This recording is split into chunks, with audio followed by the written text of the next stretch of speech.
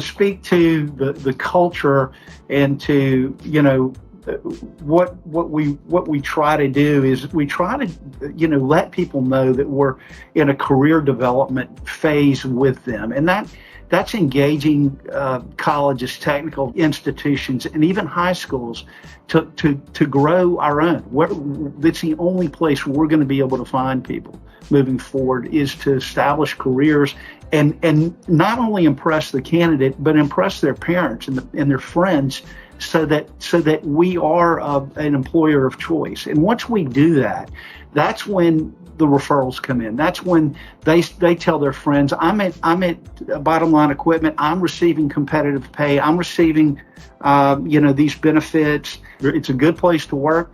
Employees are engaged, and I'm, have a career plan in front of me that's for the next 2 or 3 years.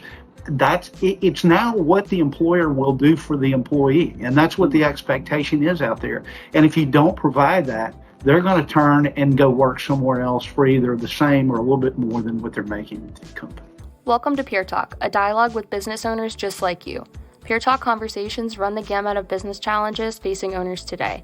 The host of Peer Talk is Dan Crowley, founder and owner of Peer Executive Groups, which provides a safe space for owners to share their experience, grow their businesses, and learn from their peers. Hi, this is Dan Crowley. We have a number of great owners in our peer group network, just like you, and our job is to give you a voice here on Peer Talk. Peer Tech is a proud sponsor of Peer Talk. Are your results actionable? View your industry data like never before. Gain insights, view real-time KPIs, drive growth, unlock potential. When you join PeerTech, your data drives decisions.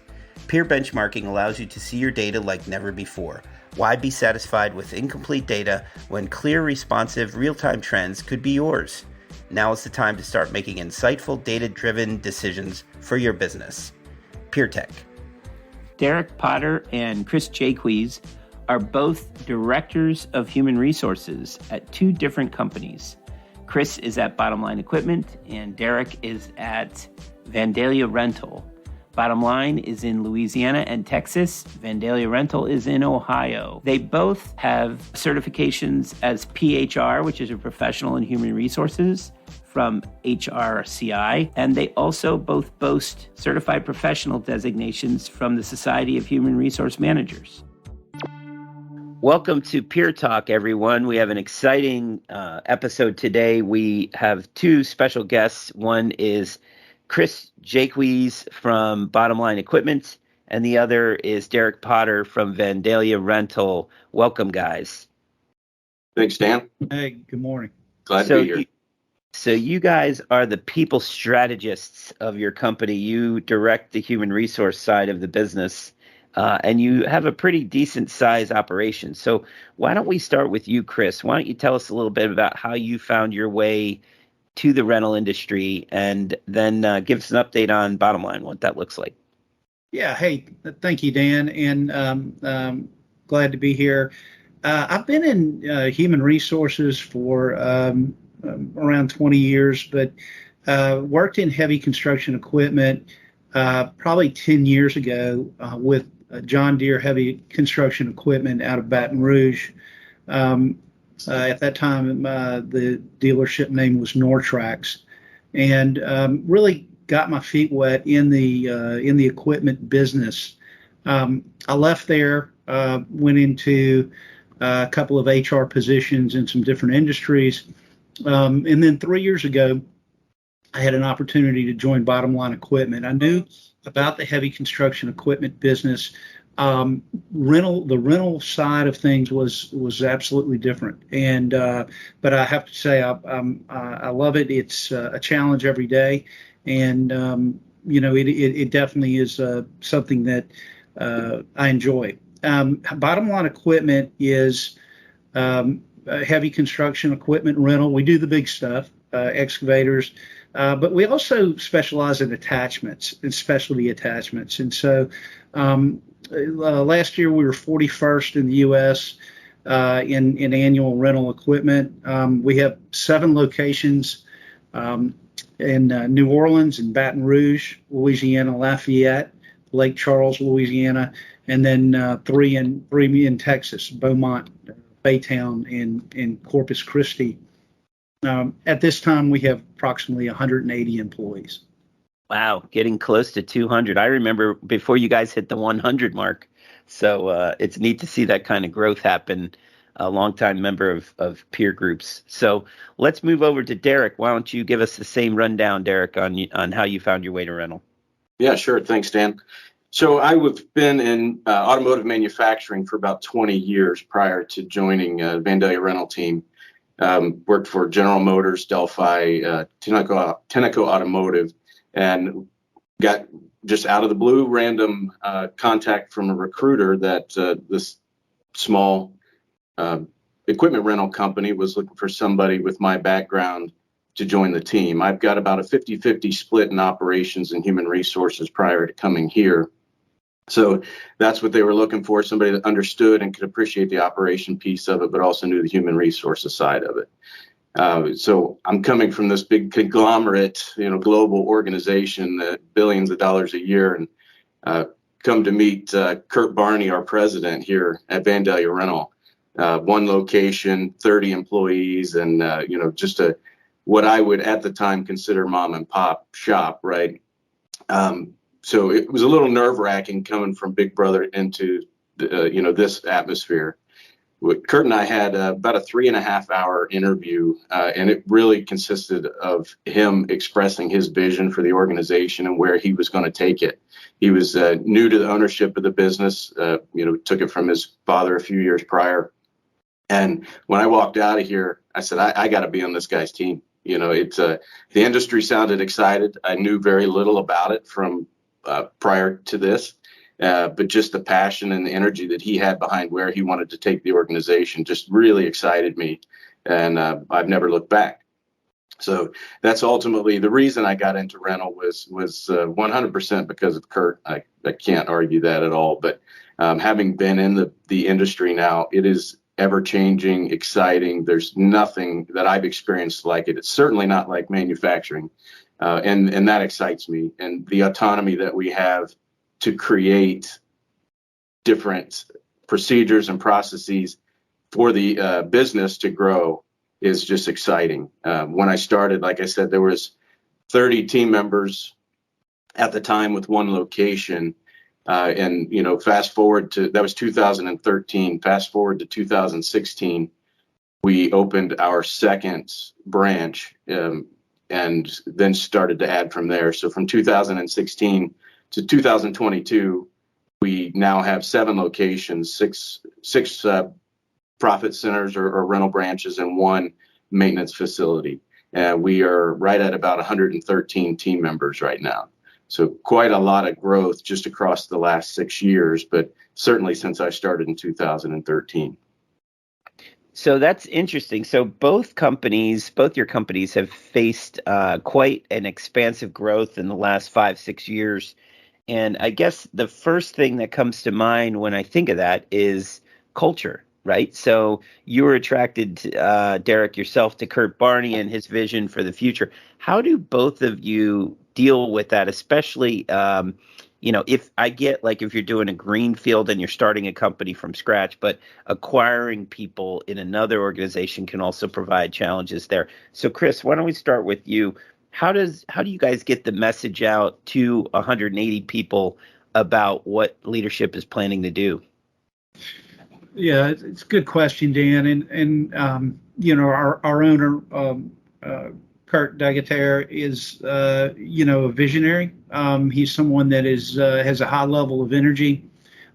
He is never satisfied with the status quo, but has made a point of putting people first, which makes me very happy in the position I'm in. It's about communication. It's about vision in sharing 3 and 5 year goals to your employee base. He does a great job of several times a year pulling the employees together, sharing the vision, sharing the goals and objectives, and making sure that people are on the same page and that they want to share the dreams and the rewards from expansion. I think that we never stop thinking about growing, and we never stop putting our employees in a position to share those goals and share those dreams. And I think it's a win-win for all of us. Excellent. Excellent. How about you, Derek? What do you guys do to, I mean, you've probably had even more growth in a short period of time, having more bodies come on board. How do you continue to communicate with them, what the plans are for your company? It was certainly much simpler when we just had one location, right? We could control the narrative everywhere that we were. So as we have grown, it has become increasingly difficult, but we are making a lot of strides to make sure that we don't lose the message and don't lose that vision that I first fell in love with, because that fire still burns like it did 9 years ago. We're doing a lot with communication via our human resource program that we use. There's a chat feature on there that we do to try to make sure that team members are aware and alert of things that are upcoming. Kurt produces a newsletter each week that we call the Monday Minute, and that has a significant readership to that. That is where we communicate most of our frequent type messages. And then we meet a couple times a year as an entire company, where we go over financial results and business strategy and whatever plans we have for the next 6 to 12 months. So, and each branch individually then meets with their team as well to make sure that they're cascading any critical information that we've passed down from the leadership team. So not an easy thing to do by any stretch of the imagination, but we're trying to make sure that the message does not get lost from Kurt to the leadership team, to the management team, to the guys that are, making the money for us. Excellent. Well, that's good to know. And, both of you had mentioned in that dialogue there about your organization. You talk about some application and some software. Let's take a step back. And Chris, why don't you explain to us what your personal accountability chart, your org chart looks like for your organization? You're part of the leadership team, but what does your staff do? What does that look like? Tell us a little bit also about any outsourced solutions you might use in the human resource side, and an update on any technology. So three-headed question there. Yeah. Well, first of all, we're organized. I wouldn't say much differently from other organizations, except we're not necessarily site departmentalized. That is, we really have concentrated more on a functional type of organization, and that gives us the flexibility to have our management team spread over several locations. Obviously, there's some positives with that and negatives, but it gives us the ability, I think, to be flexible in not being in a closed environment in one location. That is management. We're spread out. We travel to our different locations and try to have our finger on the pulse of operations on a daily basis. So I think that is that's definitely a significant difference in what I've seen in the past with different organizations. We try to be transparent, and we try to be in a position where we can relate to all activities. We meet weekly through Traction, and that helps us a lot. Just a quick interrupt. So Traction's the book. So you're doing one of the EOS tools like My Traction Tools, or is it 90IO? Which one do you guys use? We do the Traction Tools. Okay, so, got it.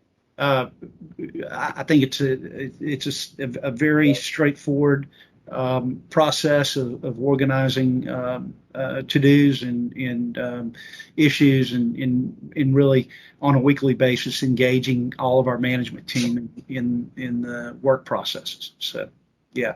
What was the second part, Dan? So second part was, do you use any outsourced fractional help?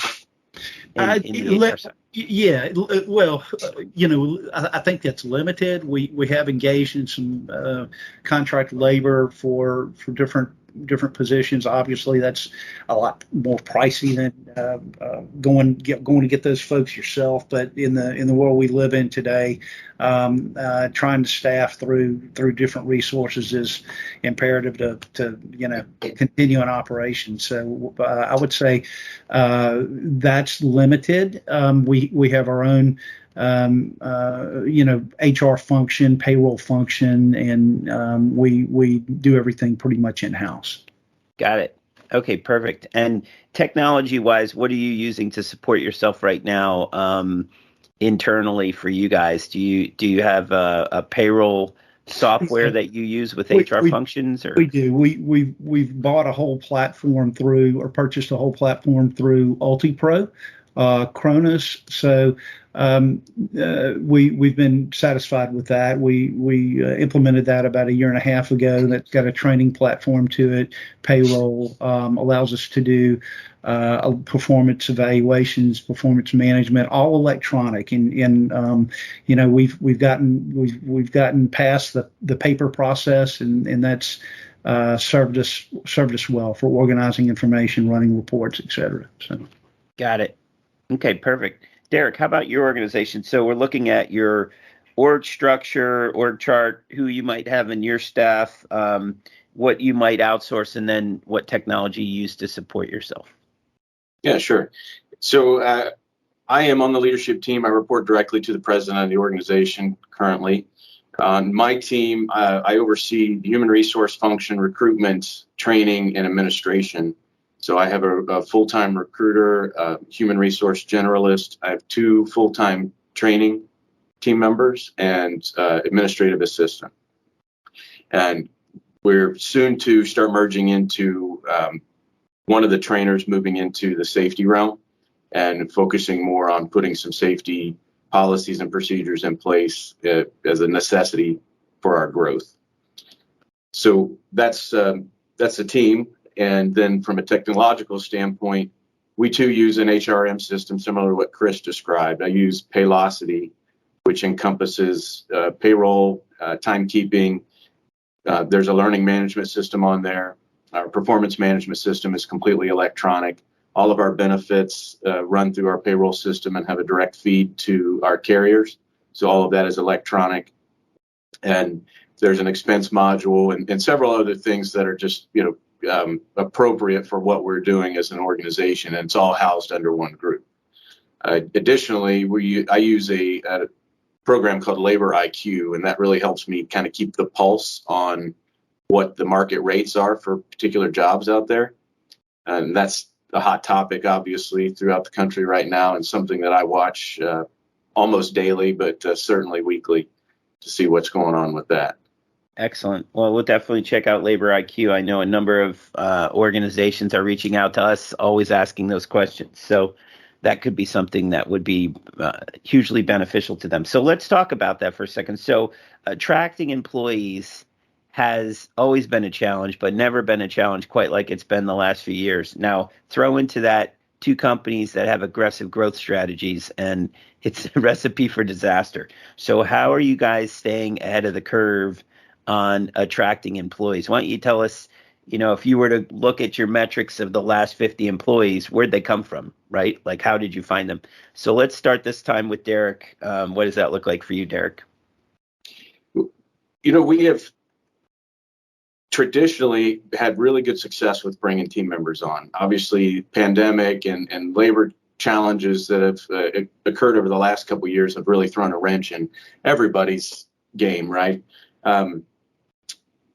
I made a decision long ago that we needed to stand out. We got to be different. We got to be, the red goose out there in the middle of all the white ones. So otherwise, we're just going to get drowned by everybody else out there in the recruitment world. So we've taken a lot of changes throughout the years to make ourselves different through even just creating unique and humorous job ads that stand out to people. We have really a great reputation out there from not only our customer base, but just word of mouth. People hear how great of a company we are, how great of an employer we are. Even folks that no longer work here, either on good or bad terms, still give us accolades and talk about, how good of a company this is to work with. So those things, I think, have really helped us out quite a bit. But we're having to take some unique strategies, atypical from what we've done in the past, to zero in on people that we want to join the team. And that may be really exploring not only just competitors, but what other industries are very similar where we can go in and sell our story. And to me, it's about employment branding. And I think you've got to prep yourself up to be an organization that somebody wants to join, not just a paycheck that's going to pay the bills. As the time is evolving, pay is certainly important to people, but the atmosphere and what the organization can provide to the team is really going to become more and more critical and important to people as we grow, and especially with younger generations. That's really what they seem to be focused on more. Well, there's no question, you guys are known for being aggressive out in the marketplace and trying to find those employees. In fact, I have it on good information that at one point you reached out to the CFO of Bottom Line Equipment, Mr. Hunter Patan, and offered him a interview with Vandalia Rental. And because Hunter and Kurt Barney are, good buddies inside their own peer group together, it was made for quite a humorous story. So keep at it, and please don't call any of my employees. But thank you. And so Chris, on your side of the table, let's talk about that idea of the struggles is real. Yeah. And answer specifically, like your last 50 employees. It's, to me, your organization has such a culture. I got to believe there's some pretty good referrals happening from the employees. Is that the case? Yeah, that is. And let me start, Derek. If you take any of my employees, it will be World War III, and I'll come out heavy. So I'm cautious of anybody that you recommend to me. How's that? Oh, exactly. Nice. No. Yeah, look, Derek hit on a couple of points, and one is distinguishing yourself from the competition out there. It is difficult. It's a challenge daily. We rack our brains trying to do anything and everything we can to attract employees. I've hired a talent acquisition manager who has a background in marketing, and those two things have kind of merged. I think we're doing a very good job of with social media, with postings, with LinkedIn, with Facebook. We've engaged Indeed on a couple of different levels to attract and go through and candidates and really get in touch with those people very quickly. We cannot afford to have a candidate wait for us to review their resume after a week. But to speak to the culture and to what we try to do is we try to let people know that we're in a career development phase with them, and that's engaging colleges, technical institutions, and even high schools to grow our own. That's the only place we're going to be able to find people moving forward, is to establish careers and not only impress the candidate, but impress their parents and their friends, so that we are an employer of choice. And once we do that, that's when the referrals come in. That's when they tell their friends, I'm at Bottom Line Equipment. I'm receiving competitive pay. I'm receiving these benefits. We've got the boot allowance and the tool allowance and all of those things that Bottom Line provides, but it's a good place to work.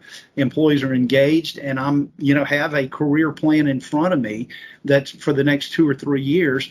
It's now what the employer will do for the employee, and that's what the expectation is out there. And if you don't provide that, they're going to turn and go work somewhere else for either the same or a little bit more than what they're making with your company. Good points. And, we're going to talk about retention here in a minute. But before that, let's talk about the stickiness. So we've made the hire. They come into the business. and they're working in their role, yeah, obviously it'd be great to create career paths for everybody. It's not necessarily always available to move somebody up. But you, Derek, you had mentioned your learning management system. And again, we've seen companies adopt and adapt. Rental U from the American Rental Association gives them a platform, and then they can build some education and training. First off, education and training, is that the domain of the human resources department, or is it the domain of the operations side? I think I have the answer to that, but at the same time, you're managing that employee and taking them through FAWA. So why don't we start with Chris? What do you guys do there from a learning perspective? What training? How do you guys focus on that with your company? We've had some changes in our training department. Training, I look at training at several different levels. We have the technical training from the dealers that needs to be, that needs to be engaged, and our technicians need to understand the equipment and the ever-changing technical environment that they have to deal with. We have, other training, the soft skill training for that falls in HR for management, for employees on, just about everything that could include anything legal, or employee relations, and then we have kind of the administrative office training, to me, that would include software programs, or any type of process. But what we've noticed in-house is we've developed playbooks for our departments, and in doing so, we detail the processes and really get down into the weeds, so to say, with the functionality of day-to-day operations, and documenting that, so that the goal there is to prepare employees and managers when they come on board, so that they have a roadmap, they have a book, and it's not going to be an all problem solution, but it's a tool. And working with individuals who can have something they can go to understand day-to-day operations in either parts, service, sales, even human resources. We have our own playbook. So that's an internal mechanism that we use to go over, make sure the employees understand what our processes are and how we interact with the other departments in the organization. And that's important for teamwork, for transparency, and for efficiency. Okay, great. And same question to you, Derek. You mentioned your learning management system. Why don't you tell us a little bit about what that looks like and what it encompasses? The LMS that we have is similar to Rental U, and we do utilize Rental U quite a bit. Okay. In fact, I was asked to help design that platform, so that it works out pretty well, if I do say so myself. Nice. So it's very similar. We can upload videos, we can create videos, we can do on-screen recordings with vocal instructions, and then that allows me to launch it out to anybody on the team. Once they complete it, there's an assessment. It goes on their permanent training record that's housed inside the HRM. So it's a very good process.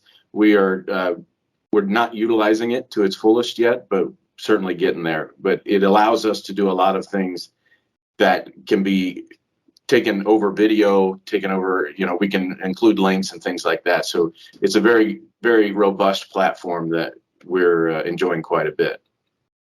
Okay, great. The last piece to our conversation today is kind of that last phase. So you have employees that are coming in, they work with your organization long term. Where does that leave them? How do they, exit well when they do? Do you guys do retirement plans? What's that look like? Do you have any kind of golden handcuffs or retention type plans to keep those good employees around? Let's start with Derek on that one. We provide a 401k from anybody that starts, with us after 30 days. We do a dollar for dollar match up to 6% of their salary. So that's the retirement that we provide, is the company matching, and our goal is to maximize that. We really encourage our team to put as much money into that plan as they possibly can, at least to make sure that they're taking advantage of the company match. We've got several long-term team members on the team right now, and we really want to make sure that when folks are ready to go, we want to help them go. And we want to make sure that they're prepared financially, they're prepared mentally, and they know that they're going to leave their area better than what they got it. So there's been really little interaction with trying to get folks to stick around longer than what they really want to do. Mm-hmm. We collaborate, and we create a good plan, an exit strategy for them. And then, we do everything that we can to make sure that we hold up to our end of the bargain, and they certainly always hold up to their end of the bargain. And then we let them, coast out as they have planned. And that's not only just with retirements, but, anybody that's one of the things that, we stress to our team, especially new team members that come in, is this isn't for everybody. We're not a one size fits all. If you're not happy, let us know, and we will help you transition out. And that goes with anybody. We've done as much to allow people time off to interview. I've helped with resumes.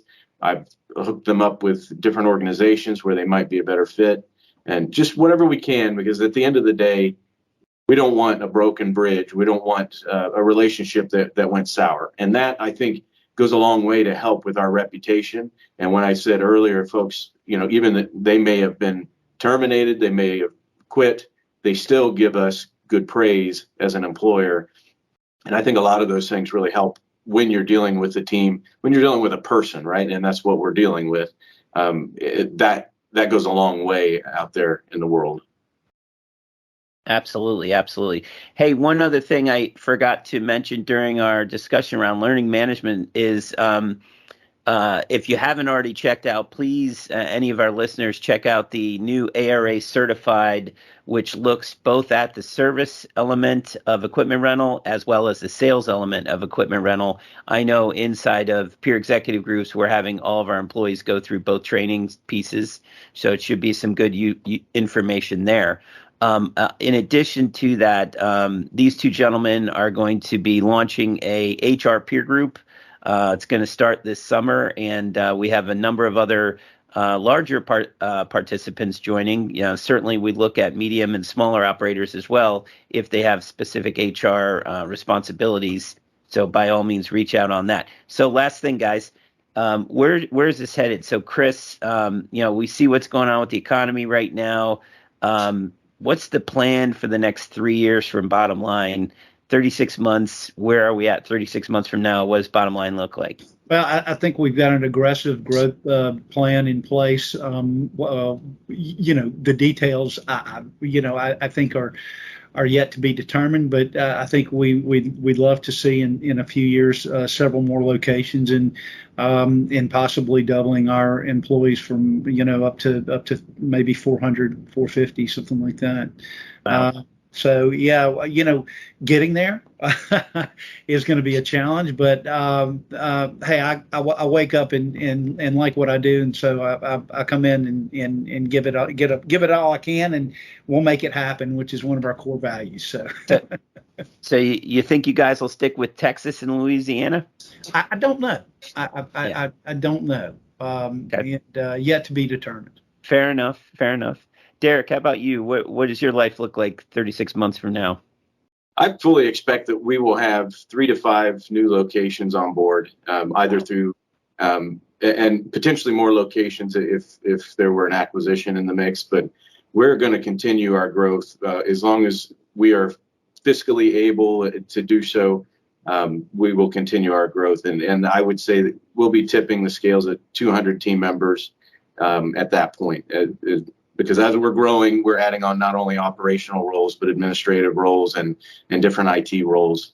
the business starts to crack and we see where we need to fill in those cracks. So, we're creating a lot of new positions that have never existed in the past. So a lot of exciting things on the horizon for us. We've got a couple in the works right now where, we're planning out across the next couple of years. So I'm very confident, and I may have overshot that number at 3 to 5 or undershot that number at 3 to 5. So, I will also say, one of the exciting things for me is to see when you guys add a new position to staff that hasn't existed in this industry, right? So it's kind of like, whoa, did somebody just hire a talent acquisition guy? It's like you're seeing things happen that we're not used to. So it's exciting for everyone involved. And again, keep doing what you're doing. You guys are doing great. This has been a blast, guys. Appreciate you joining today. Thanks for having us on, Dan. Appreciate the invite. It was awesome. Thank you, everyone. Thanks for listening to Peer Talk. Peer Tech is a proud sponsor of Peer Talk. Are your results actionable? View your industry data like never before. Gain insights, view real-time KPIs, drive growth, unlock potential. When you join Peer Tech, your data drives decisions. Peer benchmarking allows you to see your data like never before. Why be satisfied with incomplete data when clear, responsive, real-time trends could be yours? Peer Tech. You've been listening to Peer Talk from Peer Executive Groups, produced and directed by Noah Crowley and hosted by Dan Crowley. Subscribe to this podcast for notifications of future episodes of Peer Talk.